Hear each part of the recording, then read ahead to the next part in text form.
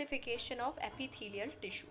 ठीक है, क्लासिफिकेशन अब हम किस बेसिस पे करने वाले हैं, तो हम लोग करने वाले हैं बेसिस पे सेल लेयर की। तो पहला होता है सिंपल। सिंपल माने क्या कि एपिथेलियल टिश्यू है और इसकी एक ही लेयर है सेल की। और वहीं अगर हम कंपाउंड या कॉम्प्लेक्स की बात करें तो कितनी लेयर्स हैं, डबल या डबल से ज़्यादा। ये एक लेयर हो गई, उसके ऊपर दूसरी लेयर हो गई, ठीक है, ये तीसरी लेयर हो गई, ये दो से ज़्यादा लेयर। तो यही चीज़ आपको ध्यान रखनी होगी। ठीक है, तो सिंपल में क्या हो गई, सिंगल लेयर, और कंपाउंड में डबल लेयर क्लासिफिकेशन में।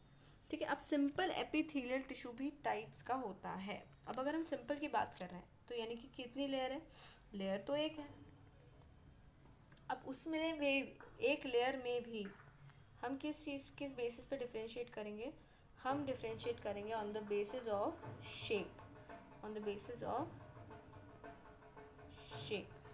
ठीक है, तो पहला होता है on the basis of cell पे सिंपल स्क्वैमस।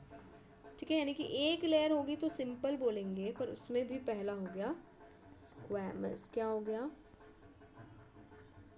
स्क्वैमस। ठीक है, स्क्वैमस में बेसिकली ऐसा होता है। दूसरा होता है सिंपल क्यूबॉइडल।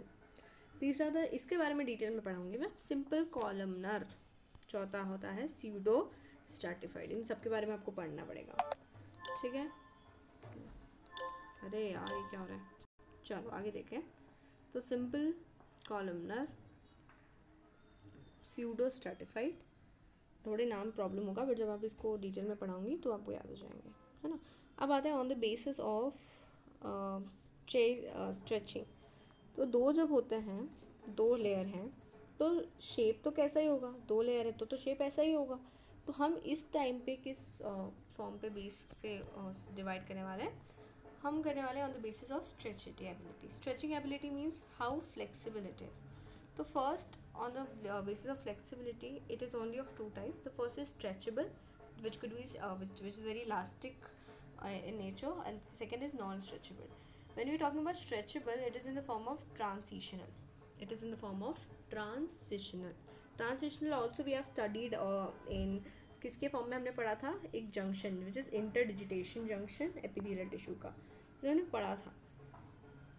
ठीक है, तो हमने देखा था कि वो मैकेनिकल स्ट्रेस को कितना मतलब बढ़ावा देता है। तो क्यों दे पाता है, क्योंकि वो स्ट्रेचेबल है।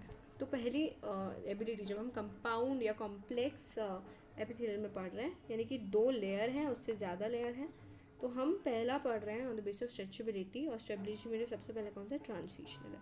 Non stretchable stratified. स्ट्रेटिफाइड हमने दूसरे में ही पढ़ा था, डेस्मोसोम्स में।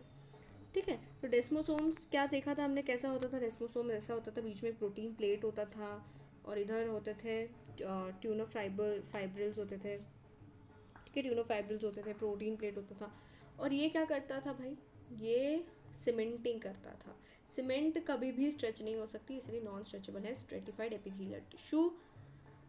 ठीक है, अब स्ट्रेटिफाइड जो थे हमने वहाँ पे पढ़ा था डेस्मोसोम में कि स्ट्रेटिफाइड जो है प्रोटीन प्लेट होती है, ये भी तीन टाइप के होते हैं, तीन शेप में होता है। पहला होता है स्क्वैमस, क्यूबॉइडल, कॉलमनर।